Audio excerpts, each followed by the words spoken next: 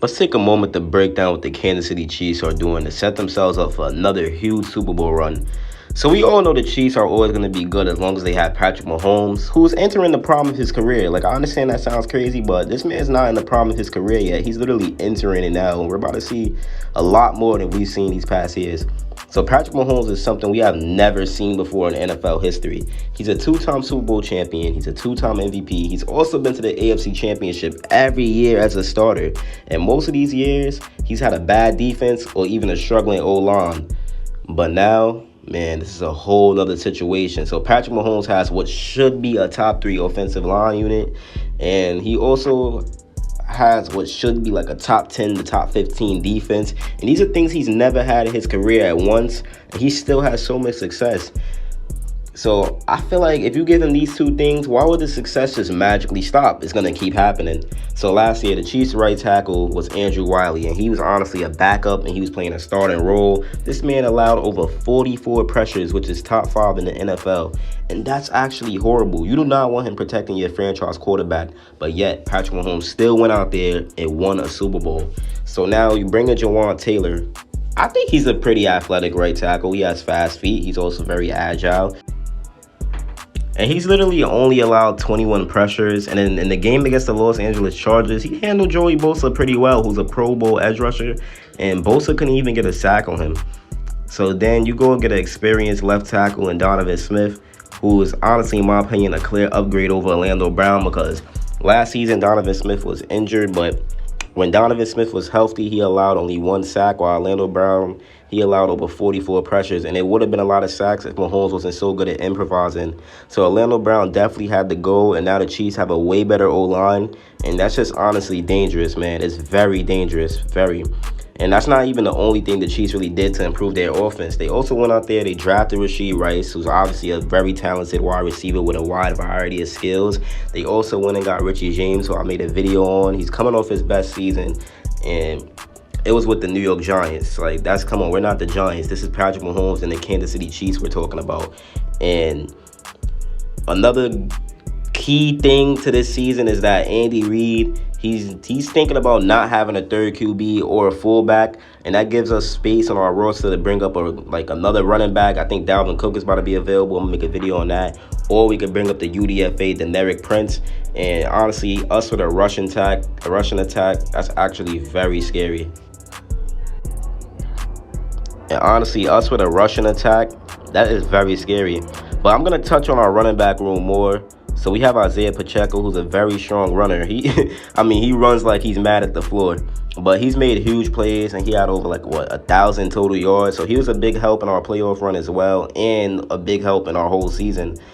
But I think he's going to have a better season next year because, why wouldn't he? He was a rookie.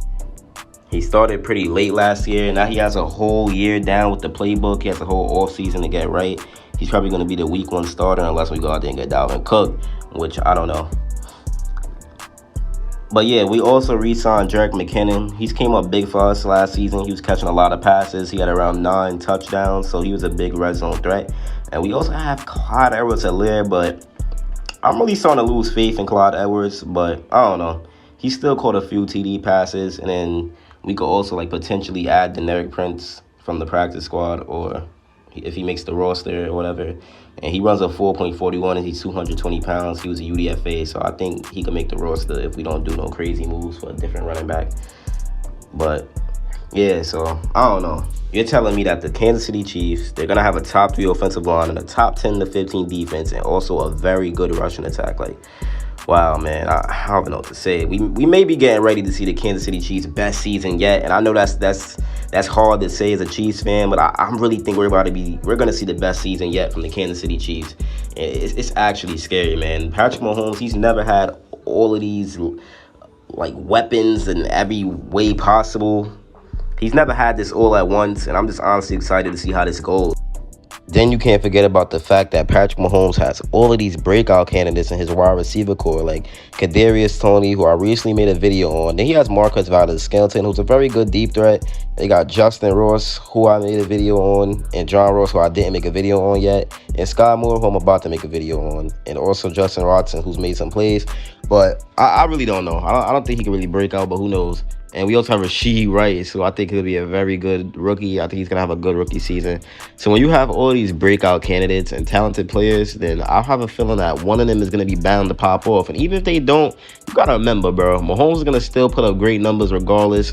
And the fact that all of these players are different type of players, it helps a lot. Like even if they're not 1K players, the fact that they're all different type of players and they have a bunch of versatility is still gonna help Mahomes put up monster numbers.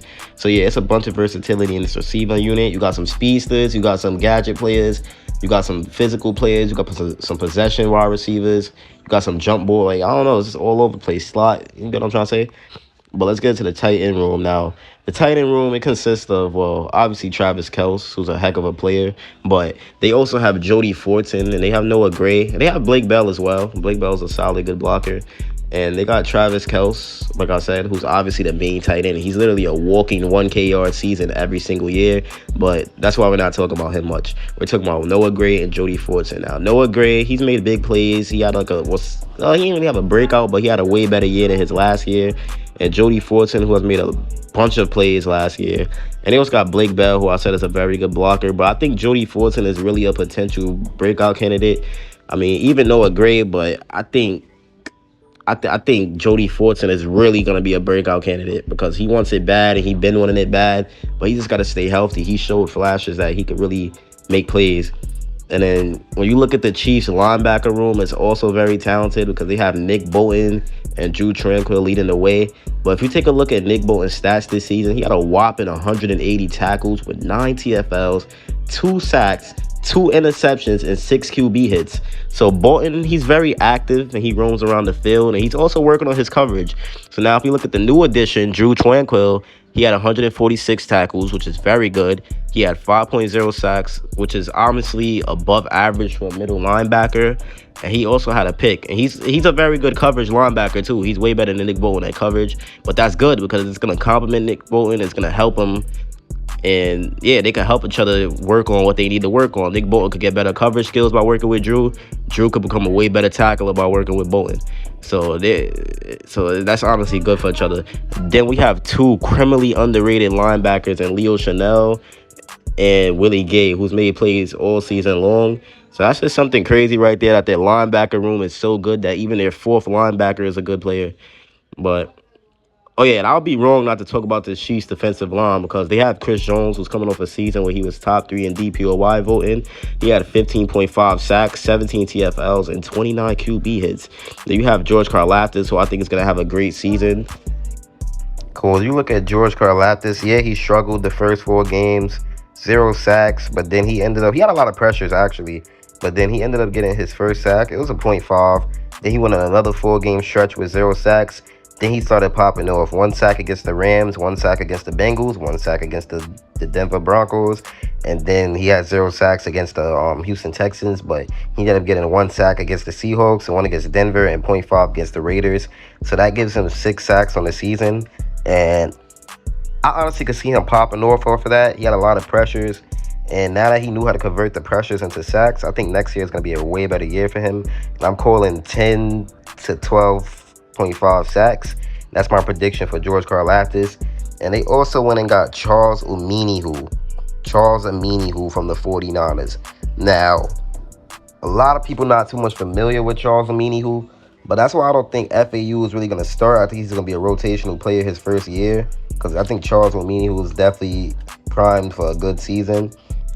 He's coming off a season where he had 4.5 sacks with a stacked Niners team, and he wasn't really even starting like that, but his win rates is one of the highest in the NFL. And he had a very big playoff game against the Seahawks, so Brett Veach must have seen that. I was like, yeah, this dude has a lot of potential. So I definitely love that pickup, and I think that was a very good, solid pickup. And then you got to take a look at our secondary. We're ranked, no, not our secondary, but our cornerback room is ranked 8th in the NFL. We have Jarius Sneed, Jalen Watson, Joshua Williams, and Trent McDuffie, and we might have some UDFAs coming, and we just got Nick Jones. So we don't know how that's going to go, but I know Trent McDuffie's going to have a very good year. He's going to be a breakout. He's going to break out.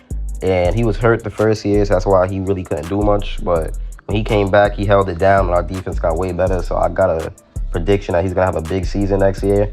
And then you got L'Jarius Sneed, who's definitely going to have another big season because he's coming off his best season ever. And then you got the rookies, Joshua and Jalen Watson and Joshua Williams, who's going to be better because they literally just came off a season with getting a bunch of experience and getting the playbook down pat. And then when we get to the safeties, you got Brian Cook, who's going to have to take that role because Thornhill is gone. Then you got Chamari Connor, who we just drafted. I like him a lot. Then you got Justin Reed, who's a very good coverage safety. He had much picks, but he locked up his side. He did what he had to do. So defense is coming along, man. That's why I think it could be top 10, top 15. And then the offense is always going to be good, but the offensive line is going to protect Patrick Mahomes, and he's not going to make these Superman. Well, he's going to still do it because he's Mahomes, but he's not going to have to do it. Like, he's not going to literally have to do it. It's going to be way easier for him this season. We got an easier schedule. I'm also going to be covering, I'm actually going to cover our schedule right now as a bonus for the end of this video. Now, my prediction is 17-0, but I'm just trying to make it a little more realistic. So week 1, I think we're going to beat the Lions. Week 2, we're going to beat the Jags. Week 3, we're going to beat the Bears. Week 4, we're definitely going to beat the Jets, and catch me at that game. I'm going to be going there if I live in New York. Week 5, we're going to beat the Vikings. I'm not going to say definitely the Jets, but I just think we are. Week 5, we're going to beat the Vikings. Come on, you know we're beating the Broncos. We probably going to beat the Chargers week 7. So I think that's 7-0 right there. Then we're going to beat the Broncos again. Thanks for giving us 2 wins before the bye week. Then that's 8-0 right there. Then we got the Dolphins. That's going to be 9-0. So I can see us going 9-0 before the bye week. And then this is when it gets hard, when you got to go against the Eagles. But I can see us beating the Eagles again. So that'll be 10-0. And then the Raiders, we're going to beat the Raiders. We're going to beat the Packers. So that's 13-0. But then you got the Bills, who might take an L to. So then that's 13-1. And then you got the Pats, who I think we're going to beat. So that's going to be 14-1. Then the Raiders will be 15-1. Then the Bengals, we could probably take another L, which is 15-2. And then the Chargers, we might split one, so that's 14-3. But if we could pull off them 3 games, then we'll go 17-0. Chiefs priority, and I'm out, man. Peace.